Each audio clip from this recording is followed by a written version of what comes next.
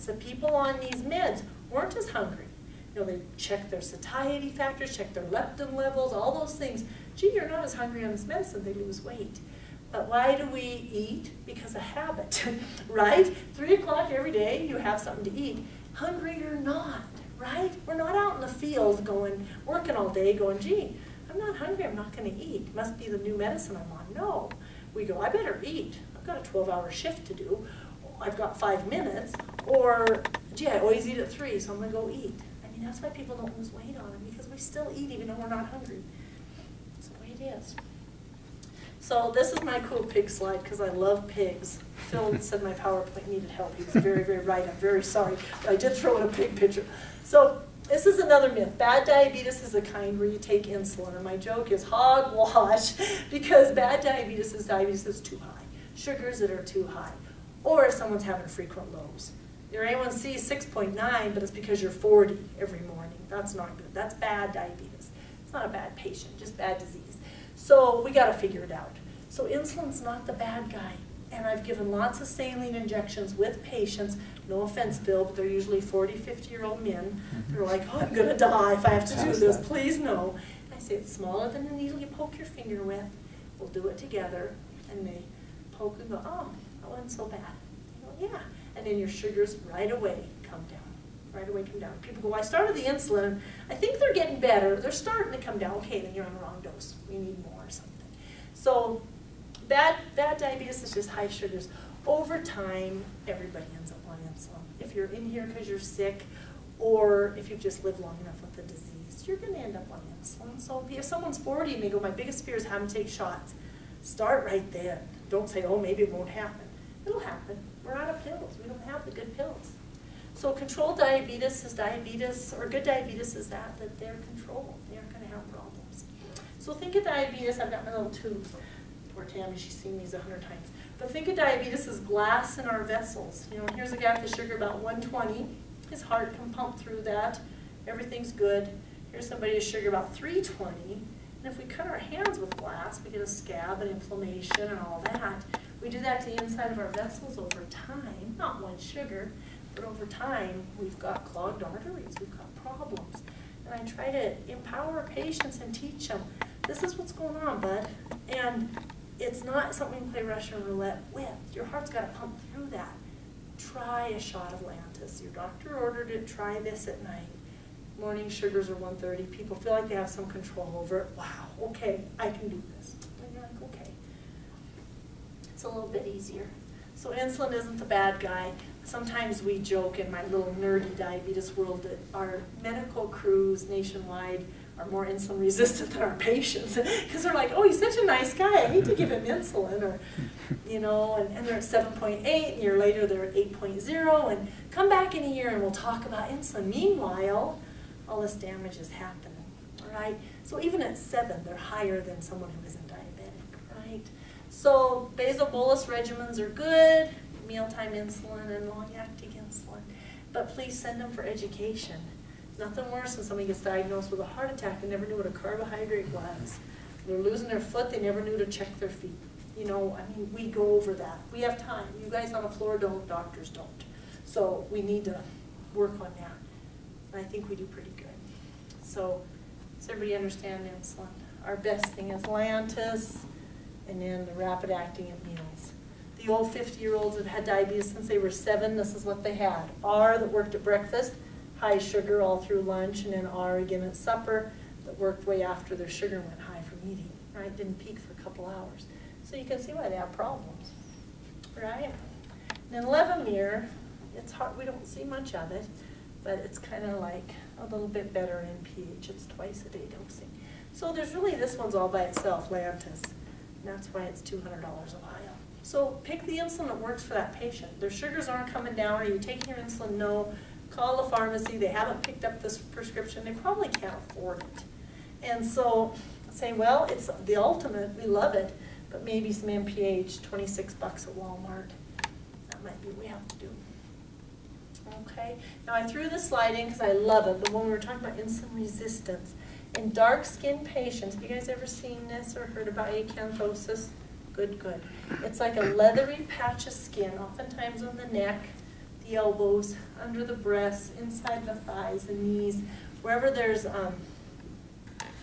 creases. Yeah. Creases. And lots of people have been told, go scrub your neck, you know. And I had a friend, and her father was from India, and her mother was Native American, and her sisters all had that. Her little brother didn't. And then Angie tells me one day, she says she graduated and became a psycho yoga instructor, power yoga, 5 classes a day, lost all this weight, and she says, that stuff on my neck went away. So then one day I'm at a conference, and I go, I learned what that was. Nobody ever knew. But it's from high insulin levels in our blood. So if our cells won't open, the insulin goes back to the blood too. The cure is exercise. Cut your insulin levels down in your blood. It's amazing. And you'll start to spot people, you know, in a grocery line. You'll be like, oh my goodness. There's a little boy in a Disney Channel the other night. I'm watching it with my youngest, and he rips off his shirt, this little African-American boy, and his axilla, he's covered. I go, we should call somebody. You know, we should tell the director. This kid's going to have diabetes. I'm like, you're so weird, Mom. But it's a big warning sign, especially in a young kid. So I think it's interesting. I think it's a nice way for us to tell them, and they know it's there. So then maybe they know it's something you can't put oil of Olay on. You can't scrub. This is a warning sign. God's telling them, you know, something. Any questions on all that? You guys are nice. Okay. So feelings and diabetes, we talked about this a little bit before the talk, and you guys are good about it. Nurses got to pick up on it. Frequent admissions, sleeping all the time. This time they're tox-free, they're drinking, they're smoking marijuana, you know, things that are different. Are they depressed? Are they giving up? I haven't taken some of them level with you, but most of the time patients don't. They are embarrassed to say, I haven't given myself insulin in a week, you know. So oftentimes you find, sorry Phil, but it seems like the younger men, I'm sorry, but they're like, oh, my life's over. I'd rather have any other disease than this. Well, we aren't going to take away your food. We aren't going to change your life, but let's talk about ways you can make little adjustments. Can you go from regular pop to diet? Okay, I can do that, those types of things. So they don't, and people don't want to ask for help, but people always want to help, you know? So I tell folks, have them call me, and I won't take their food away, and I try to be real nice and supportive, and maybe they'll, maybe not, but I try not to scare them away. And the truth is, people that have diabetes are twice the risk of depression, and it's a chicken and an egg thing. And we have so much depression, and if people are blue, you don't cut up your vegetables and go on a walk in the morning, right? It's like, no, you know, or if something sad's happened in your life. I love that. This lady came today, we downloaded her pump, long-time type 1, and she said they're high. I know they're bad, I know they're high, all those defenses, you know, 50 years old. And I said, they are high. And she goes, my sister died November 2nd. I go, you bet. I mean, you can't deal with all this. And that happens. So she, I don't know, she felt guilty, and she shouldn't have. So people want to help, and I think if we can just start the conversation, we give everybody in class a PHQ to fill out at home, a depression screen, and it's always the happiest, bubbliest person that's got a 17 for a score, or something like that. Are you depressed? Yeah, my life stinks. I have a lot on my mind. Okay, we wouldn't have known that talking to you. But it's very hard to manage your disease when you're depressed. It's hard to do anything. So this is another bad side. But spotting depression, if they're in here a lot, now we know a long time of diabetes, oftentimes you get complications and you're sick a lot. Excuse me. Family says they're sleeping too much, appetite changes. Have you ordered your meal for lunch? No, I'm not hungry. I don't care. Those types of things. And of course, these big guilt statements, suicidal things. And we should ask. I think we probably do in-house, but I don't know if we're always good about asking that. Excuse me, on outpatients. And people not coming to visit. This disease burns people out, particularly type 1s.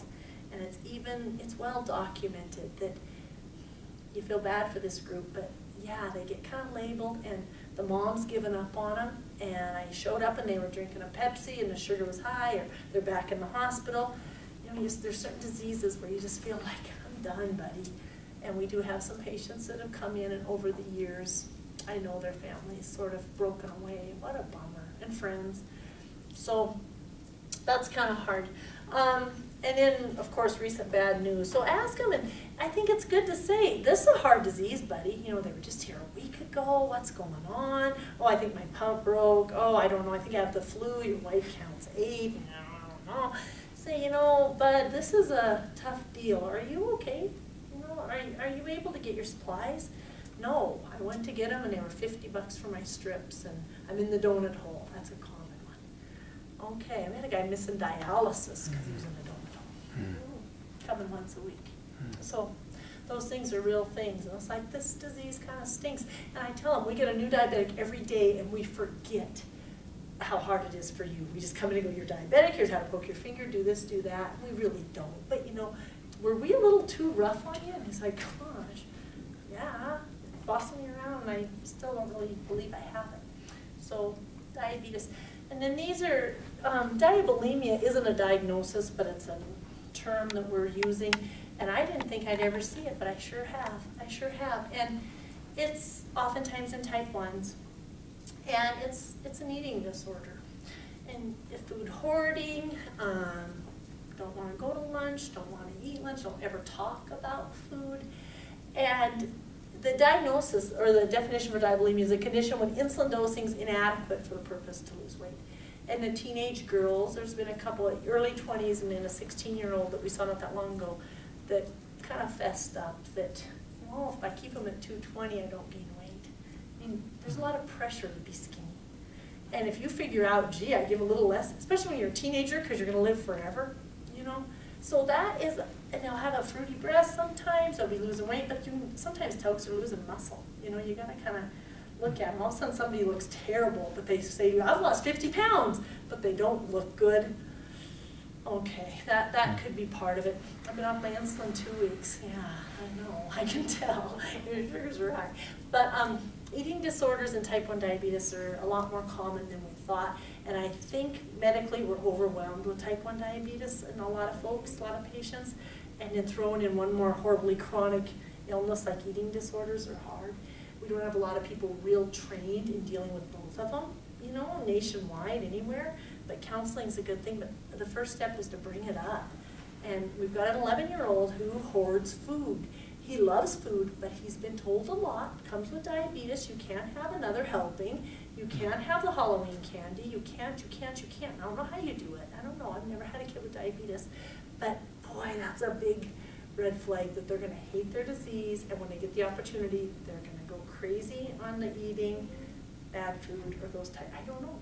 It's interesting, but it's something to think about. And then the purging, of course, is another big symptom that people eat in front of you and then, of course, leave. And more common in type 1 diabetics. What a bummer. So those are some psychosocial issues that we for sure deal with. Depression. Then you throw in complications. Someone has horrible gastroparesis, diarrhea chronically. That's depressing. Okay, you can't sugarcoat some of this. You lose your legs. Those are depressing things.